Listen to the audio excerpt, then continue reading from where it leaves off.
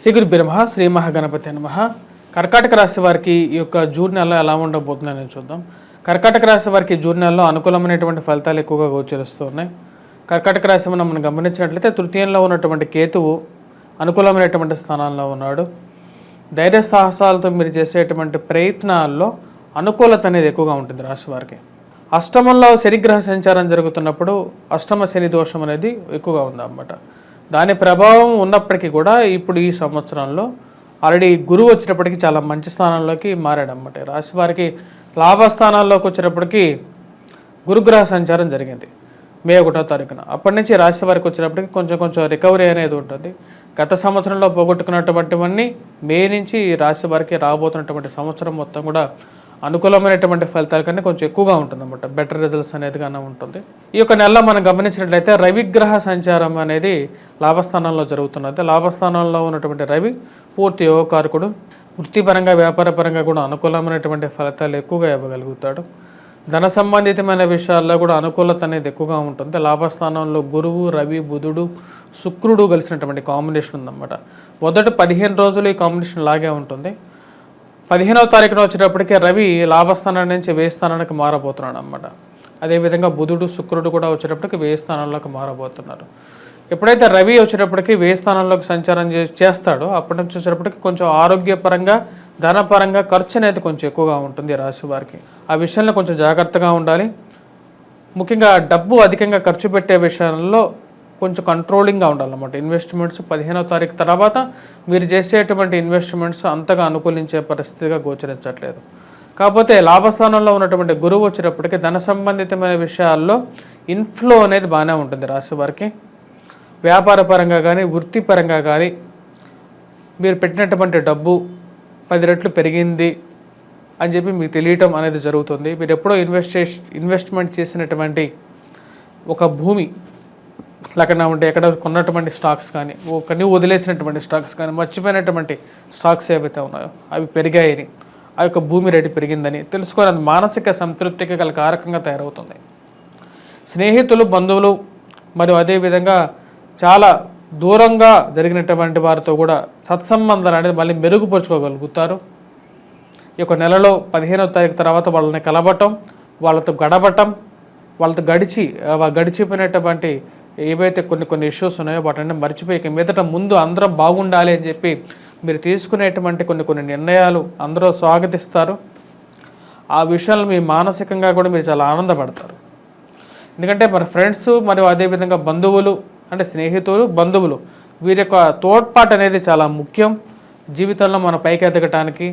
ఎందుకంటే మన చుట్టూ ఎప్పుడైనా ఏదైనా ఇష్యూ ఉన్నా సరే 10 మంది మనకి రావాలి అంటే పిలవగానే మనకు చుట్టూ ఉండేటువంటి ఫ్రెండ్స్ కానీ, లేకుంటే బంధువులు కానీ, స్నేహితులు కానీ వీరే ముఖ్యం అని చెప్పి తెలుసుకోవటం, మరి అదేవిధంగా వారిని ఇంకా దగ్గరికి చేర్చుకోవాలని చెప్పి ఆలోచిస్తారన్నమాట. అవన్నీ సానుకూల పడతాయి 15వ తారీఖు తర్వాత ఈ రాశి వారికి. గురువు లాభస్థానంలో ఉన్నప్పుడు స్నేహితులు, బంధువుల ద్వారా కొంచెం ఎక్కువగా వీరికి సపోర్ట్ అనేది ఉంటుంది.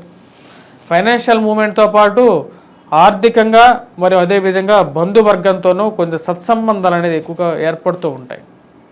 వివాహ ప్రయత్న సంబంధితమైన విషయాల్లో 15వ తారీఖు తర్వాత లాభించడం అనేది జరుగుతుంది.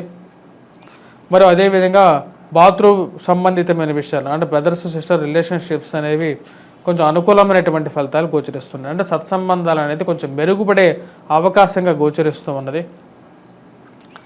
మీరు ప్రేమించినటువంటి విషయాన్ని ఇంట్లో చెప్పాలని చెప్పి మీరు ఆలోచనతో ఇంట్లో చెప్పాలి అని చెప్పి చెప్పడం జరుగుతుంది. ఆ విషయాల్లో కూడా ఇంట్లో ఒక సానుకూలమైనటువంటి నిర్ణయం తీసుకోవటం అనేది జరుగుతుంది అన్నమాట. అంటే నేను ఈ చిన్న విషయానికి ఎంత భయపడ్డానా అని చెప్పి ఒక ఆలోచన మీకు ఏర్పడుతుంది. ఇంట్లో కూడా ఒక పాజిటివ్ వాతావరణం, బంధువులు, స్నేహితులు విషయాల్లో మరి అదేవిధంగా కుటుంబంలో ఒకరికి ఉద్యోగ ప్రయత్న సంబంధితమైన విషయాల్లో కుటుంబంలో ఒకరికి ఉద్యోగం రావటం అనేది జరుగుతుంది. ఈ రాశి వారికి వచ్చేటప్పటికి మొదటి 15 రోజుల్లో ఎక్కువగా అనుకూలమైనటువంటి ఫలితాలు అనేవి గోచరిస్తూ ఉన్నాయి. రాజస్థానంలో ఈ రాశి వారికి వచ్చేటప్పటికి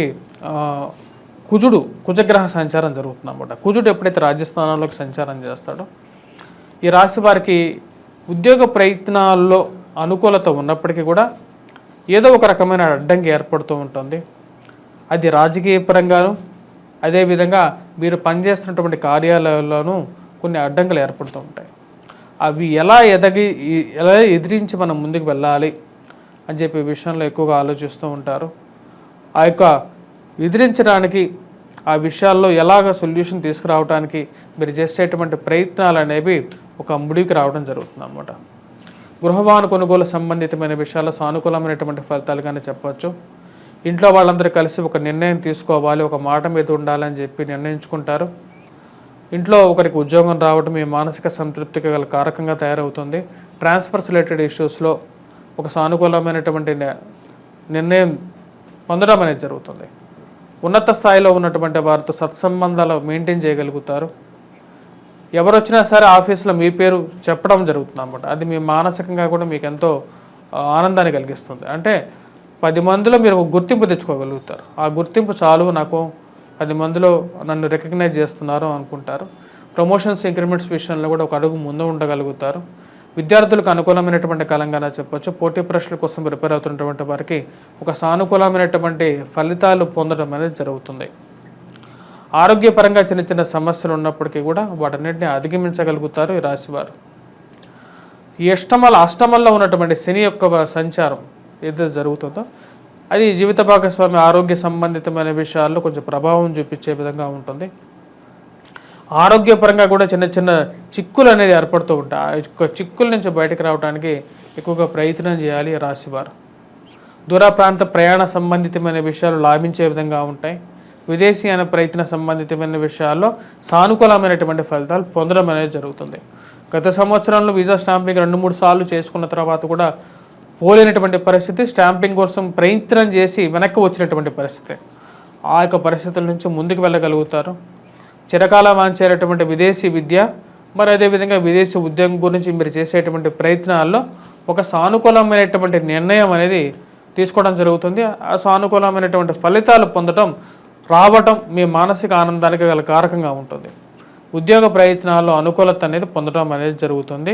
ఈ రాశి వారికి ఈ యొక్క నెలలో మొదటి 15 రోజులు ఎక్కువగా అనుకూలమైనటువంటి ఫలితాలు గోచరిస్తున్నాయి.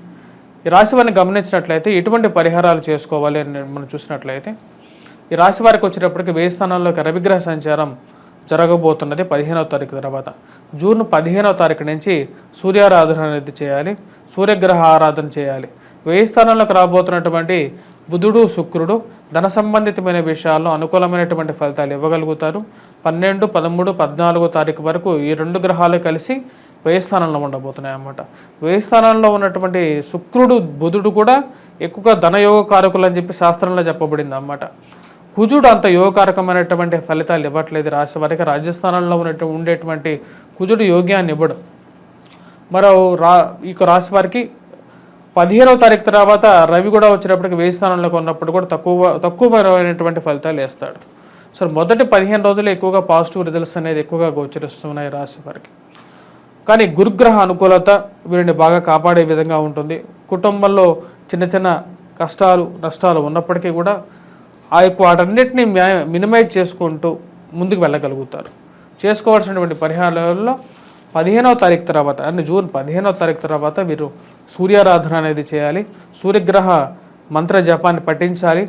సూర్యుడికి అర్ఘ్యాన్ని సమర్పించాలి. కుజగ్రహ ఆరాధన కూడా వీరు జూన్ 1వ తారీఖు నుంచే మొదలు పెట్టాలి. ఎందుకంటే రవి రాజస్థానంలోకి రాబోతున్నాడు కాబట్టి కుజాష్టకాన్ని పఠించడం, కుజగ్రహ ఆరాధన చేయటం, మరియు అదేవిధంగా కుజగ్రహ కవచాన్ని పఠించాలి. ఇవన్నీ చేయలేనటువంటి వారు సూర్యనారాయణ స్వామిని పూజించండి, మరియు హనుమంతుడిని పూజించినా సరిపోతుంది అన్నమాట. స్వస్తి.